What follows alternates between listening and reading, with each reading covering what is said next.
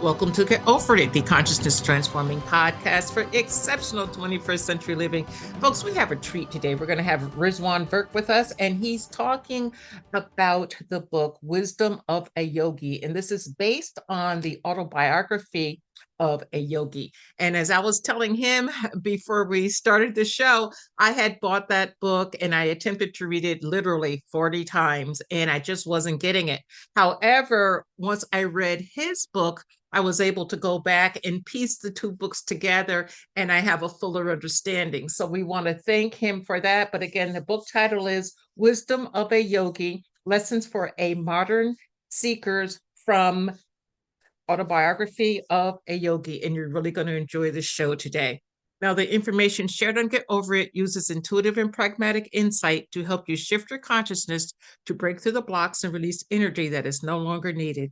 Yes, we're going to help you let go of the BS that is holding you back. But you guys know I always ask, are you truly ready to? And by the way, folks, BS is belief system. A bit about me for my new listeners: intuitive since birth. I'm a third generation intuitive with over 3 decades of experience supporting people to break through the blocks along their path. I'm a strategist for personal and professional transformation, revealing cutting-edge information that enables you to prosper and thrive. I spent 25 successful years in corporate America as an executive sales professional, and I am the founder of Healing Visions Ministries and the Northern California Children's Education Network, a 501c3 nonprofit. I provide consultations and healings in all areas of life that heal the mind-body-spirit connection, allowing you to live your very best life. My clients tell me that I keep it real while providing them with accurate information to assist them along their journey as a spirit living a human existence. But they also say, if you really don't want to know, don't ask Monique. My background includes a doctorate in metaphysics, Reiki master teacher, ordained minister, and clinical hypnotherapist. So whether you are stressed, depressed, or possessed, I can help. To find out more about me and the services I offer, go to my website, and that's MoniqueChapman.com. I invite you to like and follow me on Facebook and LinkedIn. Don't look for me on former Twitter because I'm not there. Now, my guest today, Rizwan Virk, is a successful entrepreneur, venture capitalist, and founder of Play Labs at MIT. A graduate of MIT and Stanford, he is currently at Arizona State University. He is the author of Zen Entrepreneurship, Startup Myths and Models, Treasure Hunt, and the Stimulation Hypothesis, and the Stimulated Multiverse, which is an excellent book, folks. You should check that one out. And you can check him out at his website, and that's zenentrepreneur.com. Again, his website is zenentrepreneur.com. Welcome, Riz. Hi, Monique. Thanks for having me on your show. It's great for you to be here today. I really, as we shared earlier, I was having a difficult time getting into the autobiography, and I really wanted to, 40 times, but you simplified it. And to my opinion, you made it accessible for today's world. What made you decide to take this work and bring it into present time? Well, I've been a big fan of Yogananda's autobiography of a yogi, since I first read it back in the 90s. And of course, the book was that book was pretty well known to within a certain generation, like in the 60s and 70s. It was, probably one of the most passed around books of that generation. And people like George Harrison used to give away copies of it to everyone he met, from the Beatles. And for Steve Jobs, it was his favorite book. And so, when I first started getting into the spiritual world as a Gen Xer myself, it was sort of passed down to me by my kind of boomer mentors, if you will. And so I've been a big fan of it, but I've also been in the computer industry, been an entrepreneur, been in Silicon Valley, and have been writing about how to bridge, the spiritual worlds with the business world, as well as with the worlds of science and technology. And it so happened a few years ago that I was going through some health issues, and so I was stuck on the couch, and so I decided to reread it one more time, and then I decided to write a series of essays about both about this book, about autobiography of Yogi, as well as other books that were like it, because I like to read the stories of like the miracles of the saints with the two bodies, or the levitating saint, Mm-hmm. or the ones who lived for hundreds of years in the Himalayas, and I thought that was kind of unique, but so I just wrote a few essays about it, and I wasn't really planning to write a book about Yogananda and about autobiography of a yogi. And then sometimes we plant a seed that just grows into something, and the universe gives us a task that we're supposed to do. And that's what happened, with this book. Was I had just finished my books about the simulation hypothesis, which is about this idea that we live inside a video game, and I had referenced Yogananda a bit, and then out of the blue, I got an invitation from HarperCollins India, and they basically said it's the 75th anniversary of Autobiography of Yogi, and we don't just want to reprint it. Plenty of people have read it, but then there's plenty of people in kind of the newer generations and in the modern world who have not read it, and who may have a tough time getting into it.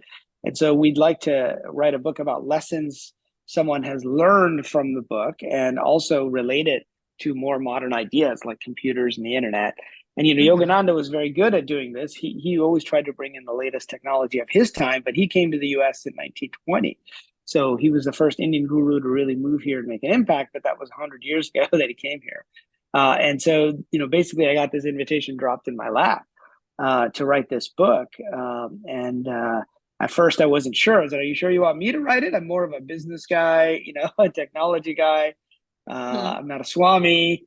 My background is in Islam. Culturally, I'm from Pakistan. Mm-hmm. But I had written a lot about Yogananda, and they said, no, we think you're the right person to write this book to bridge the gap, for things that people talk about today. And so then I realized this was a task that the universe was putting in front of me, and that's one of the lessons, that I talk about in the book as well. It has 14 lessons that you can learn from Autobiography of Yogi, but really it's about bringing ancient yogic wisdom into the modern world. That's really, what my book is about. Yeah, because in your book you say today East is West and West is East. So what is a modern yogi? Well, it's a good question, and in that book, I'm quoting There's an old line from Rudyard Kipling, which said, "East is East and West is West, and never the twain shall meet." And I said, Mm-hmm. well, that's relevant today for not really being relevant at all, right? Because today, you can find a yoga studio on every corner, here in California, for example, or in the West, right? Mm-hmm. And if you go to India or China, you can find probably as many startups there as you'll find in Silicon Valley, Mm-hmm. technology startups. And so, back in the time when Yogananda came here, he thought of the West as the materialistic place, and India this more spiritual place. And today, all those lines have been blurred, right? And these philosophies have traveled, and like I said, in no small part, thanks to Yogananda. When the '60s happened here, and the young people began looking for an alternative ways of thought, they turned to the Eastern traditions, and that's what led to it becoming so popular here. But some of these philosophies have now been transformed here in America, and now they've gone back to India. And this is what some scholars call the pizza effect, which is something that I discovered when I interviewed a few religious studies scholars for this Mm-hmm. book. So the book contains not only my own stories of lessons that I learned from Autobiography of Yogi, but also stories from other people that I interviewed along the way. And the pizza effect is when something comes to one country from another. So pizza came originally from some small region in Italy. It came to the US, but really it was transformed into what we think of as pizza today, right? The Mm-hmm. original pizza was just some bread with a little bit of sauce on it or something, right? But what we think of as pizza today is really almost like a US, I wouldn't say invention, but let's say transformation of the original concept. And now, if you go back to Italy, you can find something that's closer to what we think of as pizza pretty much anywhere in the world, in Italy or Yeah. anywhere else.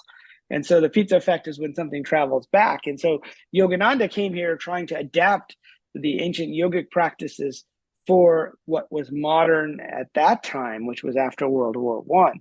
And now it's gone back to India. And so for that reason, he's actually, his book is probably more popular there now than it ever has been. And my book was released first in India and then here in the US. And it's actually a bestseller in India. It's available at the airports, on the bestseller lists, the Mm-hmm. shelves there at the bookstores. But so folks there are living modern lives as much as here.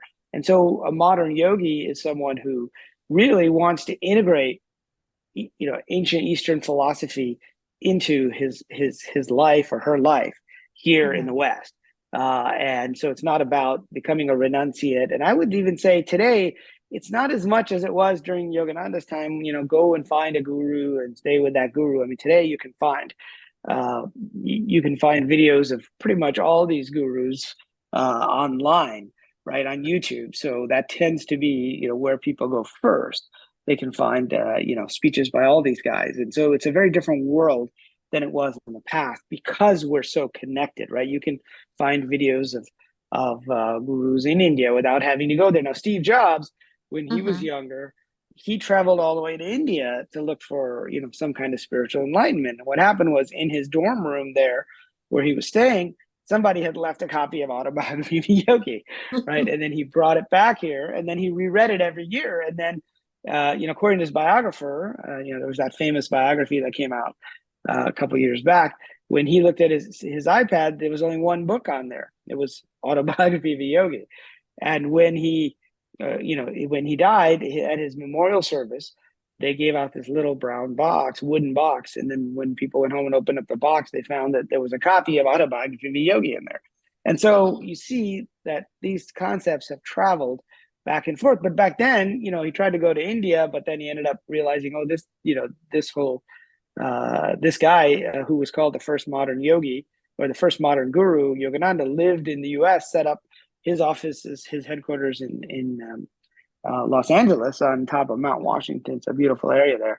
So that really, being a modern yogi, you're pulling these ancient ideas, and you may be pulling them from different places. You may be pulling them from books like Autobiography of Yogi, from videos, and that's part of it. The other part of it is that when Yogananda was alive, he tried to use modern metaphors to try to get people to understand these ideas. And one of the main ideas within like Hinduism and Buddhism is the concept of Maya or illusion, right? And so Maya means illusion typically, but if you look more closely, it means like a carefully crafted illusion, which generally means almost like a magic show. Like if you go to a magic show, the guy or the magician on the stage isn't really sawing that woman in half, right, and Right. putting her back together. It's a trick, but you kind of suspend your disbelief because it looks real and you want to Mm-hmm. enjoy yourself. And that's why you enjoy yourself, right? And so Yogananda used the analogy of a movie projector, right? He saw the suffering during World War One, which was called the Great War at the time. Of course, they didn't call it World War One because Mm-hmm. people hadn't died on that scale before. It was the first mechanized war, right, where they had like machine guns, and it was right during and after the Industrial Revolution. And Mm-hmm. so he said, Lord, how can you allow such suffering? And he got a clear answer when he was meditating, and he saw scenes from the battlefield in France, and he said, which were much worse and more horrific than what he had seen on the newsreels in the theater. And he got the message saying that what you're seeing played out is like a large movie projector, right? It's a play of chiaroscuro, which was a word for Italian art that I had to look up, and it meant light and shadow art that was constructed from light and shadow. And he basically got the message that without light and shadow, you don't have a picture, and that he should view everything that's happening like a great motion picture. And when the characters die in a motion picture, the suffering is real. But on the other hand, the actors don't really die. That is part of Right. the part that they are playing. And so that was a very powerful metaphor. And it was one he'd like to use to tell people, look away from the screen. You'll see the light coming in, right? And so Mhm. today, though, that's, movies are no longer a new technology, but for young people today, video games are kind of the new technology that is most popular and where we spend where they spend a lot of time. And so, in my previous book, I had talked about this idea of the simulation, which is like the Matrix, that the world is like a computer game. I mean, I'd like to think that if Yogananda were alive today, he'd say, it's like a movie, but we're all the actors and we're all the players, but we're also watching it, and we can change our scripts because we have free will, and we're all doing it together. And what does that sound like? It sounds like a massively multiplayer online role-playing game. And so, that is one of the lessons in this book, is the world is like a movie, a dream, or a video game. And that is perhaps, I think, for today's audience, a more powerful metaphor for the world, is that everything is simulated and built of pixels of light, just like Yogananda was saying. But I believe if he were alive today, he'd be attuned to the latest technology. I think he would too. And are you basically saying that we are in the matrix, but we can utilize lucid dreaming maybe to wake up from the matrix? That's one of the things, absolutely. So, I said the world is like a movie, a dream, a video game. And I use the dream metaphor, because it's been a very popular one within the Eastern traditions, in particular in Buddhism as well. I mean, Yogananda himself said life and death are like birth and death are like moving from the doors from one dream to another dream. And in the Tibetan traditions, they've preserved the practice of dream yoga, which actually came out of India and then traveled, up through the Himalayas by a guy named Marpa, the translator, who took it from Kashmir back up to what they call the land of snows, which was Tibet. And there it's been preserved, and that is one of the 6 yogas of Naropa. And this is about what we think of today as lucid dreaming, although there's a whole spiritual idea related to dream yoga, which, in the West, we tend to strip some of these practices of their spiritual significance. Like with meditation, we focus on mindfulness, which focuses on the stress benefits and the health benefits and the mental benefits. Even though meditation was originally meant as a way to realize the nature of reality, right? And so we've done the same with lucid dreaming. But the idea with lucid dreaming and with dream yoga is that if you can wake up in the middle of a dream, you can recognize that what's going on around you isn't real, right? That these are what Yogananda called the movies of the night, right? The movies that we are the directors, screenwriters of, and we screen for ourselves, and then we get so involved in them that we forget that they're not real, right? We've all had that experience where we wake up Yeah. in the morning and we're like, oh, whew, glad that was just a dream, right? Mhm. Or you run to the But room and check on everybody and say, oh, there's fear. right, exactly. But there are practices, and many people are able to do this at some point in their life spontaneously. Although there are techniques to help you do it more regularly. But with dream yoga, the idea is you realize it's a dream as the first step, and then as a second step, you learn to manipulate the dream, because if you realize that the dream is not real, you can do things. And for me personally, my lucidity test is if I can fly, right? So I try to, if I notice something unusual in a dream, I'll say, okay, can I fly? If I can, then it must be a dream, right? And you would be surprised the number of times I've said to myself in a dream, oh, this isn't a dream. This is obviously real. Why should I even bother testing out if I can fly? Because I won't be able to, because it's not a dream. And then suddenly I floated up, from my chair or whatever. And so the dream is meant Mhm. to be fool us, right?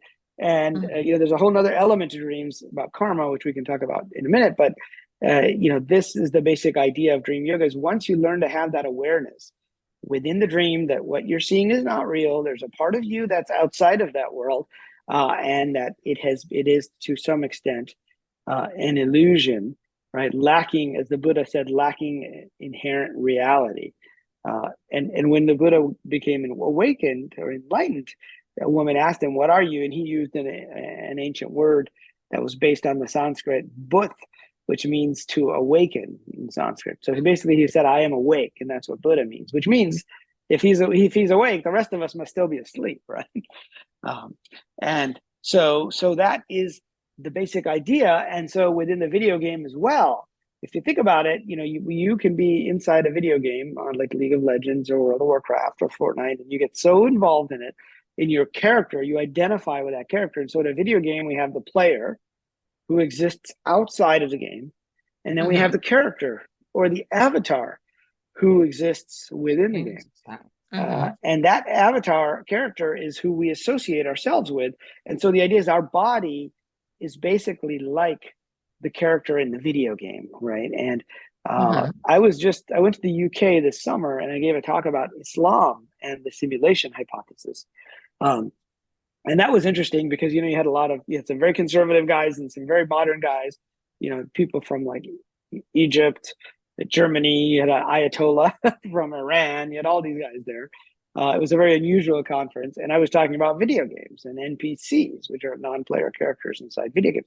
But one of the things they were debating, which religious people tend to do in various religions, is ensoulment. When does ensoulment happen, right? When does the soul go into the body? And there were different answers based on different scriptural things. And I said, well, I'd like to give a different perspective on what ensoulment is. It is like when you put on a virtual reality headset, right? And when you do that and you forget that you actually have a physical body and you think you're just inside the VR headset. Now, how I got into all this was I was playing a virtual reality ping pong game at a startup in Marin County, just across the bay from San Francisco in 2016. And I was playing a ping pong game, a table tennis game. And the headsets were pretty bulky back then, and the graphics weren't even that great compared to today, and certainly nowhere near as good as they're going to be, in a few years. And for a moment, my body forgot instinctively that I wasn't playing a real game of ping pong. And instinctively, I tried to put the paddle down on the table, and I tried to lean against the table. But of course, there was no table, so it was all in the VR headset. And my controller fell to the floor, and I almost fell over. And that's when I realized we're almost getting to that point where we can fool ourselves that we're inside something like the Matrix, right? That we think it's real. And that, I think, is an apt description for what's going on. And the way to get out of it is to remember that there's a part of you that chose to be here, right? And that there's a part of you that may have even chosen some of the difficult quests, I call them, as they're called in video games. So that's kind of the overview of that idea, that inside the video game, you can remember that there was a time you weren't playing the game. Okay. Now, when do we escape, if you will, the video game? I mean, when can we be released from this matrix energy that we seem to find ourselves in? Or can we? Right. Well, I believe, one, we all, first of all, automatically get out of the game during certain periods of our time, and that is accessible through the dream state. But obviously, when we die, we are leaving this physical reality. And so it's like we're saying game over for that specific game, right? But we also have to come back, according to the Eastern traditions, because of karma that we have generated along the way. And so the idea is that we have a database, and this is sort of the modern kind of interpretation of karma that I bring about in my book, is that we have a database of all these different experiences, which I call quests and achievements, because that's how video games are built. And that database, as long as there's stuff in that database, you have to keep going in to play the game, because then you will basically take on another personality and another body, and you will choose a script that says, here's the 10 things that I might do in this life. But while you're playing the game, you could forget about those, right? You might decide, okay, we have something unresolved between myself and another person. We need to have a romantic relationship, but perhaps you never even encounter each other in this life. Therefore, that quest is still in the database. And so I think the idea with karma is that you need to then exhaust that database. Now, some of those people think of karma as big actions, right, that you've taken. But if you look at the Eastern traditions, karma is generated often by the reactions to things and desires. Now, there's a great story in the autobiography, later on in the autobiography. It's about the seemingly immortal Babaji, who was Yogananda calls the Mahavatar Babaji, who lives up in the Himalayas, who supposedly has been around for hundreds of years, maybe even over 1,000 years in the same physical body. And Yogananda's guru was a guy named Sri Yukteswar near Calcutta, and his guru was a guy named Lahiri Mahashai, who was the main guy who contacted Babaji in the not the 20th century, in the 19th century, around 1860. And during that time, Babaji said, Lahiri, I've been waiting for you. Don't you remember me? You encountered him in the mountains up near Raniket, which is a small town in India. And Lahiri worked for a government accounting office, and he was sent up there. Turns out to be a mistake. He was sent up there, but he had nothing to do. So all he did was wander around the mountains while he was up there. And he came across this guy in a loincloth who looked like he was 25 years old. And it turns out it was Babaji. He goes, don't you remember me from your previous lives? And he goes, no, I don't remember. And then he put him through an initiation where he then remembered his previous lives. And he did something amazing, supposedly. Right? These are these miraculous stories that we hear and we read about, which kind of got me and millions of others excited, from Autobiography of Yogi. The book isn't just about these miracles, it's about the spiritual lessons behind the miracles. But there's the story that just sounded unbelievable. It sounded like it was straight out of the Arabian Nights, right? Like Aladdin. We said, well, Babaji created this giant palace resplendent with jewels right there in the middle of the Himalayas. He materialized it out of nothing so that Lahiri could do his initiation ceremony there. And when he asked him about it, he said, Lahiri, don't you remember in your previous life you expressed a strong desire to live in a palace like a prince? Well, that desire has to be extinguished somehow. Now, you can do it in a future life, but if we just create this for you, we will resolve that quest. And at the end of the night, he said, close your eyes and the entire palace disappeared, right? Which gets back to one, if it happened, how did you do it? Is matter even real? Which gets back to this idea of a video game. But the underlying lesson is a stronger lesson than, oh, wow, look at that. I mean, if you read the original story of Aladdin, that's what the genie does. He creates this palace, right? It's about karma and how our intentions and our desires and our attachments are stored somewhere. And somehow we have to resolve them. And so in this very unusual case, granted, this doesn't happen that often, right? It was resolved in an instant through the materialization of a large palace. In another story about Babaji, who was one of the most intriguing characters, they were sitting around a fire up in the Himalayas somewhere at night, and Babaji grabs a log off the fire and burns the shoulder of one of the cellos, one of the students, disciples. And Lahiri was there, because now this was after his initiation. And he said, well, sir, that's so cruel. Why would you do that to your own disciple? And he says, well, would you rather have him die a fiery death? Right? That was his karma, was that he was supposed to suffer a fiery death. But by providing this little bit of discomfort, and then he healed his shoulder after he burned it, he said, by providing him with the suffering of this little bit of discomfort, we were able to resolve that. And so now he doesn't have to die a fiery death. So that's an experience he no longer needs to have. And so, in trying to bring this into kind of language that we can understand, you can think of it as a video game where these are experiences we're going to have at some point. And the whole point of within the Eastern traditions, particularly Buddhism and Hinduism and some of the mystical traditions of the Judeo-Christian religions as well. But the idea is to stop generating more karma by having too much desire and fear and being so attached to things. And as the Buddha said, if you stop doing this, then that won't happen, right? And the this is feeding the database of things you have to take care of. Now, sometimes the Tibetans say these things can be taken care of in dreams if they're just little impressions. You may have noticed, in a dream, sometimes you'll see something you saw on TV that day, or something made an impression on you.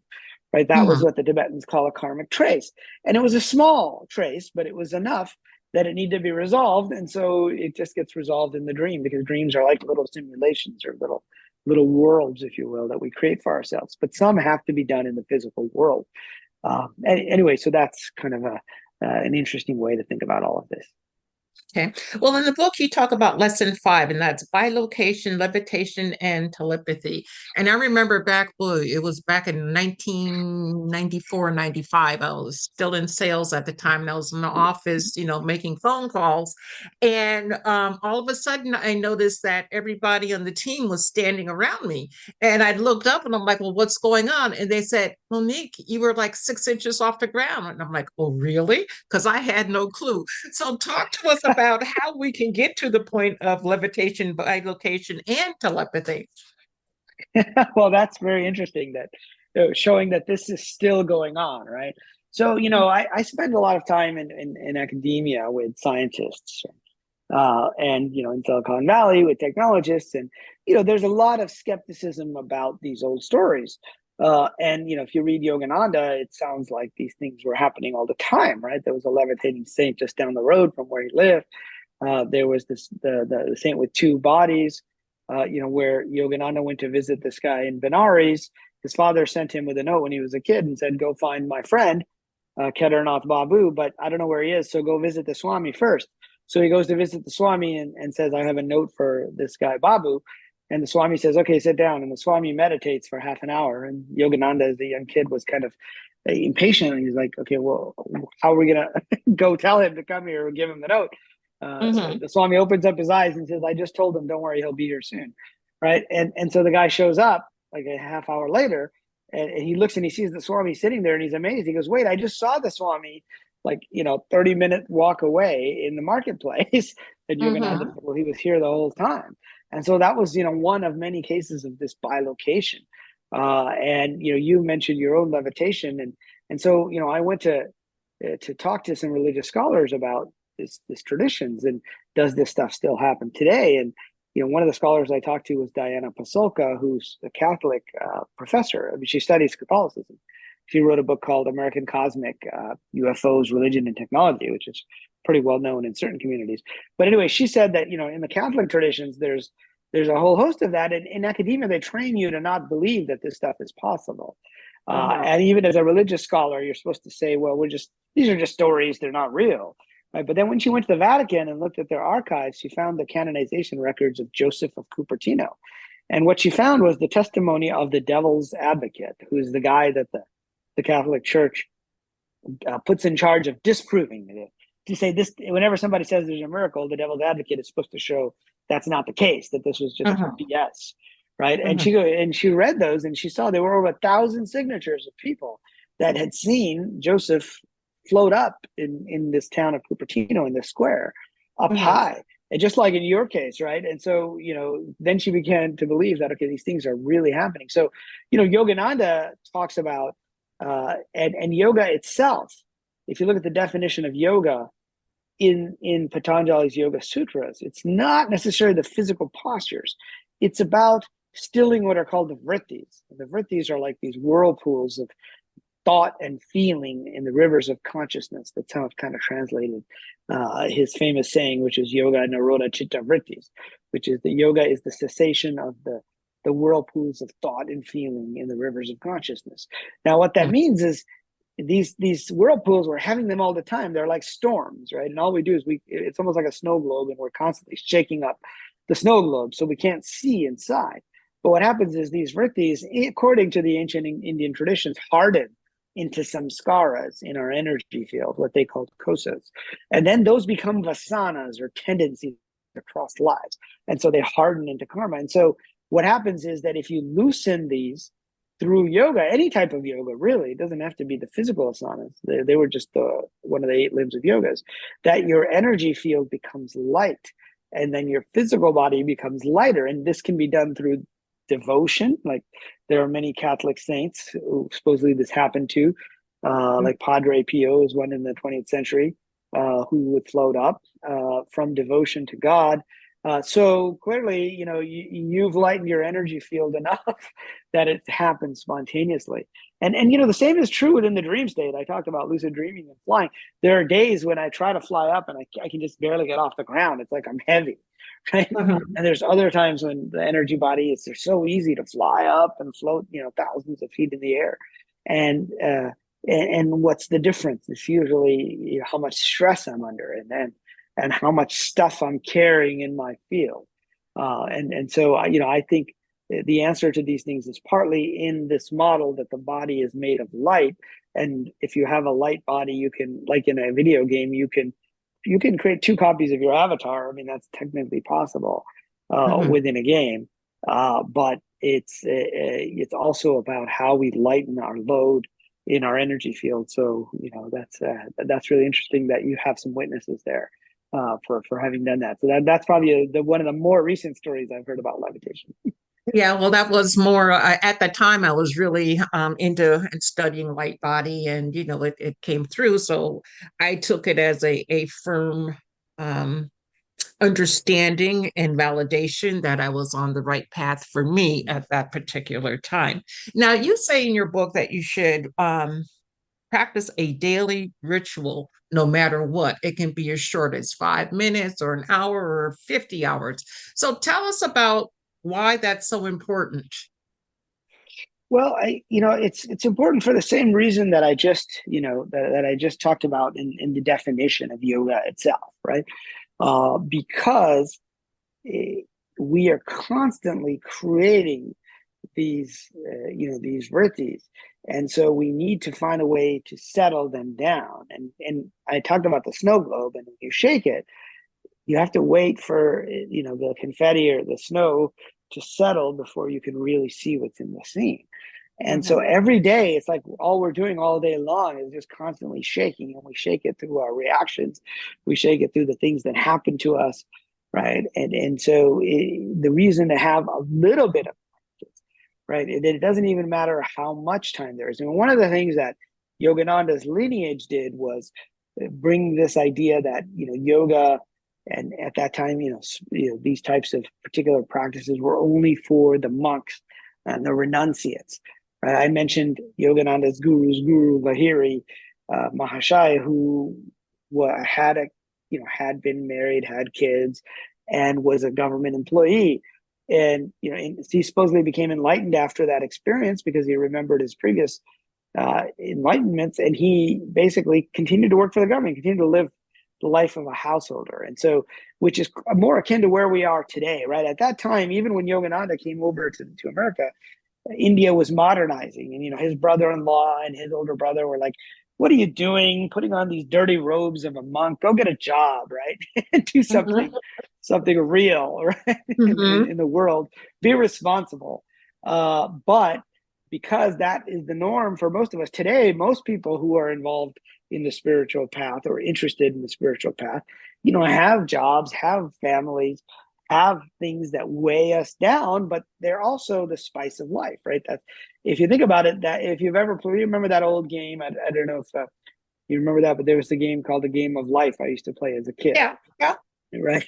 And you'd roll the yeah. dice, and you'd have your little car or whatever, and you'd have your family, you'd have your job, you'd move up, and that is a way to think about the game. And in the Hindu Vedas, there's the tradition of the Leela, which is the divine play of the gods, which could also be thought of as a stage play. Or as Shakespeare said, all the world's a stage and the men and women are merely players. We make our entrances and our exits, and we strut our stuff for, a period of time.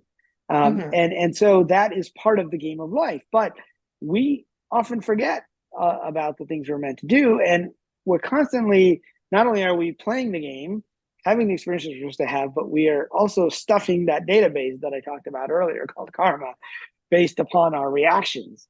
And if we can take some time every day to just calm those, and that could be a form of meditation, a breath meditation, energy meditation, chakra meditation, mantra, could be, in the Islamic traditions, they have a prayer. In various Catholic traditions, there are various prayers that you do. Could be. I live near Google in Mountain View for part of the year, and there's like a little park called Shoreline Park that Mm-hmm. looks out over the bay, and I feel like I'm 1,000 miles away from Silicon Valley right? when I'm there. Yeah. And so just Yeah. taking a walk with the air from the breeze from the bay blowing cleans the aura. So it's about not having these things harden. And then turns out that also has great benefits for our mental health and our physical health as well. And so, I think sometimes we think, okay, we were not able to meditate for an hour like all these self-help gurus say they should do, right? The guys who say they get up at 5 a.m. and they meditate for an hour. That's just not practical for most people, right? So Mhm. it's good to have any kind of practice that stills the whirlpools of thoughts and desires and feelings in the river of consciousness. And whatever that is your spiritual practice. Mhm. And that's why it's important to have even a little bit of that. In the Bhagavad Gita, it says a little bit of this yoga, right, will Mhm. save you much troubles down the road. Yeah, down the road. Yes, it will. Now, what are your thoughts on working with mala beads? Is that also a form of meditation and a daily practice, daily ritual? Well, it certainly could be. Absolutely. I mean, different people have different types of beads, and I don't know specifically. Was it the mala beads? I don't know those specifically, but in a lot of traditions, what you have the rosary beads in the Catholic tradition, in Islamic traditions, we have the tasbih, which are like these beads that you use to say a mantra over and over again. So there's a lot of different traditions that do use beads as part of your practice. Okay. Right. Now, when we go to your website, zenentrepreneur.com, what are we going to find there? Yeah, so it's zenentrepreneur.com, which was based on the title of my very first book, which was called Zen Entrepreneurship, which was about bringing spirituality in the world of startups. And so there they can download free chapters of my various books, including the Wisdom of a Yogi, as well as Simulation Hypothesis and the Simulated Multiverse. They'll find links to articles that I've written. They can also find links to my social media. They can follow me on Twitter at Riz Stanford, RIZ Stanford, just like the university. Mhm. And I usually post, some of my interviews there. And then there's links to my podcast, and they can contact me there as well. Okay. I've really enjoyed speaking with you today. Could you leave us with a pearl of wisdom, please? Sure, absolutely. I'll quote from the autobiography of a yogi, since that's what we were talking about. And he said, man's intuition is soul guidance, coming naturally to him or her these days in times when the mind is calm, right? And Mm-hmm. so we get soul guidance when the mind is calm. And that's why it's important to have a little bit of practice to calm the storm of rhythms every day. All right, absolutely beautiful. Well, Riz, thank you so much for being my guest today. I greatly appreciate it, and know the audience does too. I am truly honored to have spent time with you, and I know the audience has the same sentiment. And everyone, please remember that the most important choice that you can make is what you choose to make important. Consider making the masterful choice of discovering the wisdom of a yogi. Abundant blessings, light, and love to all. Agape.